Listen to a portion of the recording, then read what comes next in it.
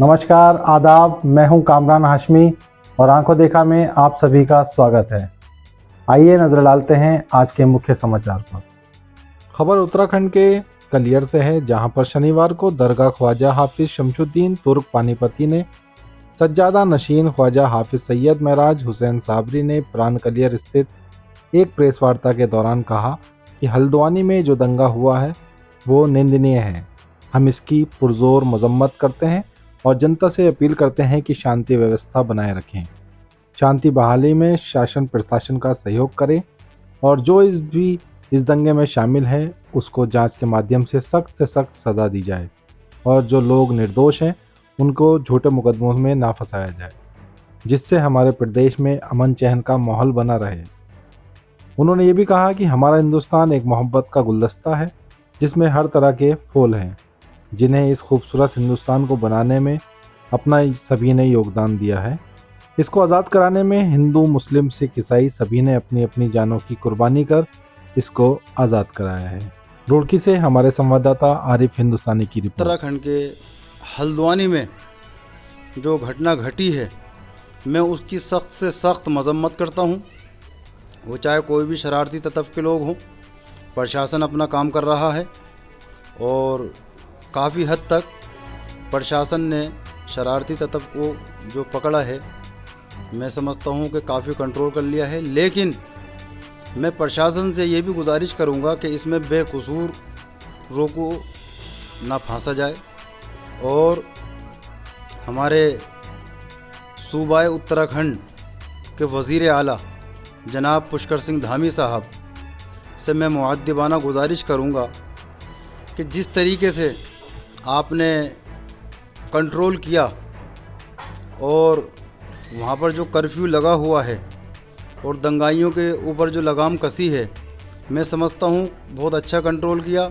लेकिन माननीय मुख्यमंत्री जी से मैं गुजारिश करूँगा कि आप उनके बारे में भी ज़रा सोचें कि जो रोज़ का गड्ढा खोदना, रोज़ का पानी पीना, जो 500, 600, 700 रुपए के मज़दूर हैं, उसमें कुछ बच्चे कोई दूध से परेशान हैं, कोई पानी से परेशान है, वहाँ की आवाम कुछ खाने से परेशान हैं। जो लोग पैसे वाले हैं वो तो कवर कर रहे हैं, लेकिन जो रोज़ के कमाने मजदूरी करने वाले लोग हैं, मैं माननीय मुख्यमंत्री जी से कहूँगा कि उन्हें उनके काम पर जाने की इजाज़त दी जाए।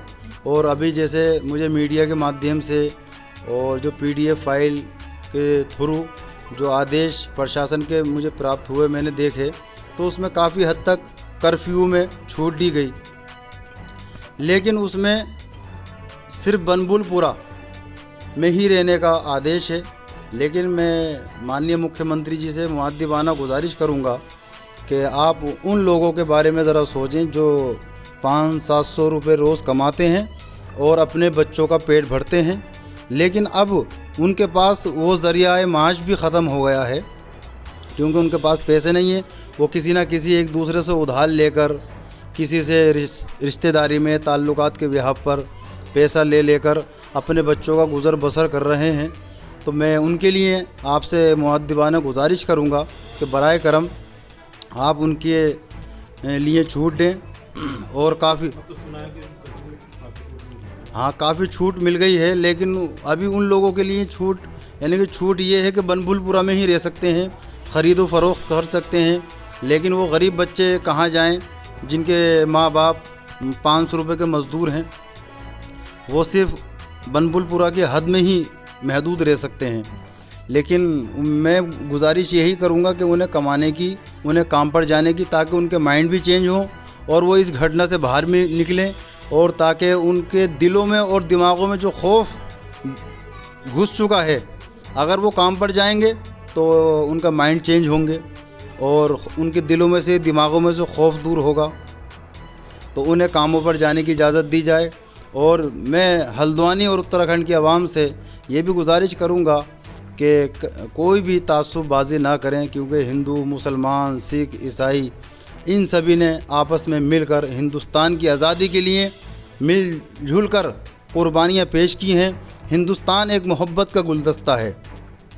यहाँ से हमेशा एकता और मोहब्बत की मिसाल पूरी दुनिया में दी गई है। और हमेशा दी जाएगी। और आप देख सकते हैं कि सन 47 में तमाम मज़ाहिब, तमाम धर्मों के लोगों ने एकजुट होकर हिंदुस्तान की आज़ादी को सींचा और क़ुरबानियाँ पेश की। और आज जिस तरीके से घटना तो कहीं भी घट सकती है, शरारती हर मज़हब में होते हैं, हर धर्म में होते हैं, लेकिन अगर 5 किसी मज़हब में शरारती तत्व हैं, अगर उन्होंने कोई कांड कर दिया है तो पूरी कौम को बदनाम ना किया जाए और पूरी कौम उसकी कसूरवार नहीं हो सकती। अगर 5 लोगों ने दंगा करा है तो उन 5 लोगों को ही कसूर दंड दिया जाए, सारी कौम को, सारे मिल्लत को मिल्लत को टारगेट ना किया जाए।